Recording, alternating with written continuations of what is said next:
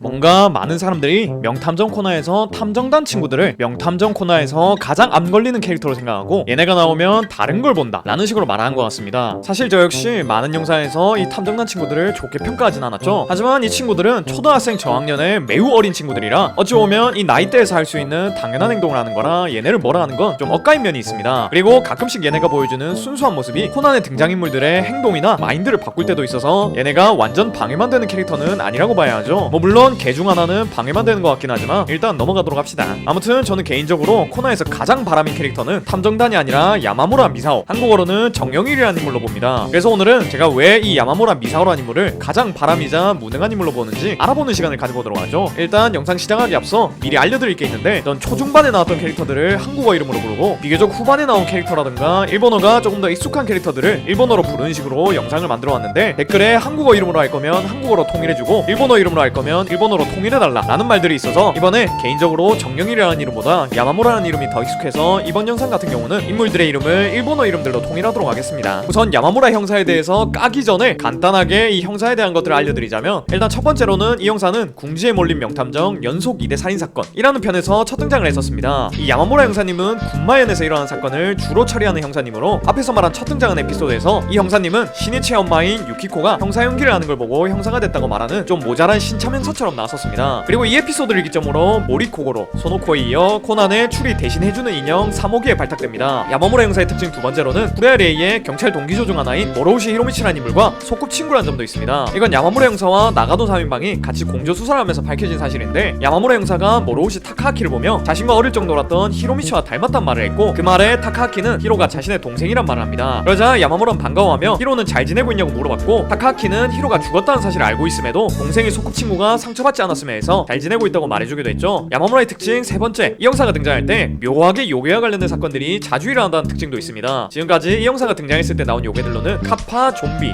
막연 등 유독 이 형사가 요상한 크리처들과 자주 엮였었습니다. 이걸 본인도 알고 있는지 지가 지 입으로 자신은 요괴 헌터다 이런 소리를 하고 다니죠. 그리고 보통은 이런 요괴 같은 건 실존하지 않고 사건을 조사하는 형사라면 이런 전설을 믿지 않고 사건 현장에 있는 증거품들과 용의자들 그리고 목격자들이 하는 진술로 그 사건을 풀어나가는 게 정상이지만, 우리의 유능한 야마무라 형사님은 그런 전설을 누구보다 잘 믿고 그 전설을 맹신하면서 사건을 미궁 속으로 빠지게 합니다. 아마 코난의 도움이 없었다면 군마현에서 일어난 여러 건의 사건들이 전설 속의 생물이 사건을 일으켰다는 식으로 사건이 종결됐을 것 같네요. 야마무라의 특징 네 번째로는 무능한데 경부까지 진급을 했습니다. 일단 무능이란 특징은 제가 뒤에서 장황하게 설명할 거기 때문에 이 무능에 대한 부분은 일단 넘어간다 치더라도 이 경부로 진급했다는 것 자체가 말이 안 됩니다. 이 경부란 직위가 좀 감이 안 오실 건데, 코난에서 꽤 능력이 좋은 걸로 밝혀진 사토 형사가 이 경부보다 낮은 경부보이고, 타카기 형사는 이거보다 낮은 순사부장입니다. 그리고 이 경부라는 계급에는 메구레, 야마토, 모로우시 타카키 등등 뛰어난 형사들이 이 계급에 위치해 있죠. 그러니까 이 야마무라 형사는 아무런 능력도 없이 그냥 코난 대리 인형 뛴 걸로 경부라는 계급에까지 오른 겁니다. 이렇게 무능한 인물이 높은 자리에 올라가게 되면 많은 문제들이 생기기 마련이죠. 그래서 지금까지는 이 인물에 대한 간단한 정보들을 알려드렸고, 이제부터는 이 인물이 했던 여러 암 걸리는 짓들을 여러분들에게 알려드리도록 하겠습니다. 일단 첫 번째 암 걸리는 짓은 방황의 숲의 미츠히코라는 에피소드에서 나왔습니다. 이 에피소드의 내용을 간단하게만 알려드리자면, 미츠히코가 아유미와 하이바라에게 반딧불이를 보여주고 싶어서 어떤 숲을 찾아갔다가 살인범인 누마부치를 만나게 되는 에피소드입니다. 이때 미츠히코는 어디에 뭘 하러 간다고 아무한테도 알리지 않고 가는 바람에 박사님과 아이들은 미츠히코가 걱정이 돼서 탐문 수사를 하며 미츠히코가 갔을 것 같은 숲으로 오게 됩니다. 그런데 그 숲에는 이 야마무라 형사가 있었고, 박사님 일행은 야마무라 형사에게 왜 여기 있냐고 물어보니까 야마무라 형사는 살인범인 누마부치와 현장 검증을 하러 왔다가 선배 형사의 실수로 살인범을 놓쳤다고 말했습니다. 그 말에 코난과 박사님 일행은 사라진 살인범과 미츠히코가 한 공간에 있는 건가 하는 생각이 들어서 소름이 돋아가지고 야마무라 형사에게 그 사실을 말했는데, 야마무라 형사는 얘네가 탐정놀이를 한다고 생각하여 대수롭지 않게 됐습니다. 일단 이런 위급한 상황에서 어른인 박사님까지 있는데 그런 걸로 거짓말을 할 리가 없음에도 지 일이 늘어난다고 생각했는지 이런 중대한 사항을 개무시한 것도 문제인데, 나중에 야마무라의 선배 형사가 찾아와서는 네가 한눈을 파는 바람에 누마부치를 놓쳤으니까 목숨을 걸고 찾아라 라는 말을 합니다. 이 말에 코난 일행이 선배 형사 탓이 아니라 당신이 한눈 팔아서 놓친 거냐 라고 물어봤고, 야마무라는 뭐 그럴 수도 있다고 볼 수 있죠 라는 말을 합니다. 벌써부터 머리가 끓어오르고 한숨이 나오실 건데 아직 끝이 아닙니다. 야마무라는 아까 미츠히코가 사라진 걸 그냥 개무시했다고 했었는데, 박사님과 아이들이 돌아가지 않고 계속해서 미츠히코라는 아이를 찾고 있자 그제서야 뭔가 심각하다고 느꼈는지 진짜로 애가 여기 있는 거냐고 물어봤고, 박사님은 아까부터 그렇게 말하지 않았냐 라고 되물어봅니다. 그러니까 야마무라 형사는 왜 진작에 얘기하느냐고 적반하장의 태도를 보입니다. 그러면서 지 인생은 망했다고 한탄하다가 코나에 좀 띄워주니까 다시 기운 차려서 숲을 탐색하기 시작했죠. 일단 이 에피소드에서 야마무라는 지 실수로 살인범을 놓치는 개 미친 짓을 했고, 이래놓고는 지 탓이 아니라 선배 선배 탓이라고 자기 합리화를 하는 개패급 짓을 했으며, 민간인이 어린아이가 이 숲에 있다고 여러 번을 말했지만 지 마음대로 믿지 않았고 아이를 찾는 시간을 늦춰버렸습니다. 이게 다행히 누마부치가 미치히코를 해치지 않아서 다행이지, 만약 누마부치가 미치히코를 해쳤다면 야마무라는 당연히 경찰에서 잘리는 거고, 이 무능한 친구 때문에 그 자리에 있던 모든 경찰이 잘리거나 감봉이 됐을 수도 있어요. 이렇게 한 에피소드로도 충분한 바람을 선사했지만 이 정도로 끝나지 않습니다. 야마무라의 두 번째 암 걸린 짓은 탐정사무소 농성 사건이라는 에피소드에서도 있었습니다. 일단 먼저 충격적인 사실을 하나 알려드리자면, 이 새끼 이 에피소드에서 등장을 안 했습니다. 그렇습니다. 바람 캐릭터들 중에서도 극소수의 엘리트들만 배울 수 있는 고급 스킬인 등장하지 않고 보는 독자들에게 암을 선사하는 블루투스 바람을 선보인 거죠. 이 에피소드는 자신의 몸에 폭탄을 두른 사내가 자살 사건으로 끝난 사건을 재수사해라 라고 말하며 모리 탐정사무소에 나타났고, 코난이 시니치의 목소리로 이 사건을 재수사하는 에피소드입니다. 참고로 말하자면 자살 사건으로 끝난 사건은 당연히 자살 사건이 아니라 살인 사건이었고, 시니치가 이 사건을 풀어내게 되며 탐정사무소 농성 사건은 희생자 없이 마무리됩니다. 이렇게만 보면 야마무라가 대체 어디서 바람을 한 건가 하는 생각이 드실 건데, 이 명백한 살인 사건을 자살 사건으로 종결지은 게 바로 야마무라 형사입니다. 일단 야마무라 형사가 자살 사건으로 종결지은 이유를 들어보면, 피해자가 손목을 그었고 사건 현장이 밀실이었던 걸로 보아 당연히 이건 자살 사건이다 라고 생각하여 자살 사건으로 종결지은 거였습니다. 그런데 경찰도 아닌 피해자의 오빠가 사건 현장은 밀실이 아니란 것을 알아냈고 경찰들에게 이것들을 말해줬습니다. 하지만 야마무라 형사는 그딴 건 필요 없는 증거이고 이곳은 밀실이 맞으니까 자살 사건이 맞다 라고 말하며 피해자 오빠의 말을 무시했습니다. 그리고 추후에 시니치가 이 사건에 대해 듣고 용의자와 관련된 조사들을 해봤는데 대충만 조사해도 충분히 수상한 정황들이 나왔어요. 그런데 야마무라는 이미 밀실 사건으로 결론을 지었기 때문에 이 의심스러운 정황들도 개무시하고 사건을 종결낸 거였죠. 이게 자살 사건이라고 종결을 지어서 그나마 이 정도였지, 만약 이걸 살인 사건으로 봤다면 야마무라 형사는 M1 사람을 체포했을 것이고 목격자의 증언이나 증거들은 개무시하고 그 사람이 범인인 걸로 종결냈을 겁니다. 근데 실제로 야마무라 형사는 이런 식으로 대충 사건을 종결내려고 한 적이 있는데, 그것이 바로 이번에 소개할 세 번째 암 걸린 에피소드, 용의자인가 쿄고쿠 마코토라는 에피소드입니다. 이 에피소드에서는 마코토가 차에서 자고 있는 사이 조금 전에 자신과 시비가 걸렸던 남자가 죽게 되면서 마코토가 용의자가 된 사건이었습니다. 이때도 야마무라 형사가 등장을 했었는데, 야마무라 형사는 마코토에게 몇 가지 질문을 던지더니 피해자와 시비가 걸렸다는 이유 하나만으로 마코토의 손목에 수갑을 채우고 체포를 하려고 했습니다. 진심이 때 사건에 대한 조사도 제대로 하지 않았고 그냥 피해자하고 시비가 걸렸다는 동기가 있고 알리바이가 없다, 이 이유 하나만으로 사람을 살인범으로 본 거예요. 이때 수갑 채우고 나서 세라가 피해자의 목 뒤에 전기 충격기에 당한 흔적이 있다고 말하며 마코토 정도의 남자라면 굳이 전기 충격기를 들고 다닐 필요가 없다 라고 말하자, 야마무라는 뭐 그런 심리를 이용한 거다 라는 개소리를 짓거리는데, 세라가 답답해서 가라데 챔피언이 그런 걸 왜 들고 다니냐 라고 하자, 아 저 친구 가라데 챔피언이냐 라고 되물은 뒤 존나 투덜투덜거리면서 마코토의 수갑을 풀어줍니다. 일단 이 새끼 풀어줄 때 투덜투덜거린 걸 보면 사건을 빨리 종결시킬 생각에 신이 났었는데, 머리 똑똑한 애들이 반박하는 바람에 사건 종결을 못 시켜서 빡친 걸로 보여요. 게다가 만약 이 현장에 세라와 코난 그리고 모리코골 없이 소노코와 마코토 둘이서 데이트를 하러 온 거였으면 마코토는 진짜 억울하게 체포를 당했을 거고, 이 마코토는 가라데 챔피언이란 수식어가 있기 때문에 아마 기사로 마코토가 체포당했다는 게 나갔을 겁니다. 물론 추후에 마코토는 무혐의로 풀려나겠지만 이렇게 사건에 연루됐다는 거 하나로 공인들은 이미지에 타격을 입기 때문에 마코토는 앞으로 운동선수 생활을 하는데 좀 지장이 갔을 거예요. 그러니까 이 무능한 새끼 하나 때문에 사람 인생이 망할 뻔했다는 겁니다. 지금까지 제가 말한 세 가지 에피소드는 진짜 대형 사건들만 말한 거였고, 짜잘한 것들도 말해드리자면 안개에 숨이 막히는 마녀라는 에피소드에서는 사건의 범인을 잡기 위해 탐문 수사를 하는데 용의자들에게 물어본다는 게 당신 마녀세요? 뭐 이딴 식의 질문을 했고, 13기 극장판 7회계 추적자에서는 잠복해 있다가 용의자를 잡으려던 중 지 혼자서 형사수첩을 꺼내며 뛰다가 형사수첩을 놓쳐버린 바람에 용의자에게 형사들이 잠복하고 있다는 걸 알려줘 버렸고, 그것으로 인해 메구레 경보가 칼에 찔리기도 했습니다. 진심으로 파면 팔수록 괴담만 나오는 친구인 것 같네요. 여기서 더 파면 제가 암 걸릴 것 같으니 이 새끼에 관한 건 이 정도만 알아보도록 하겠습니다.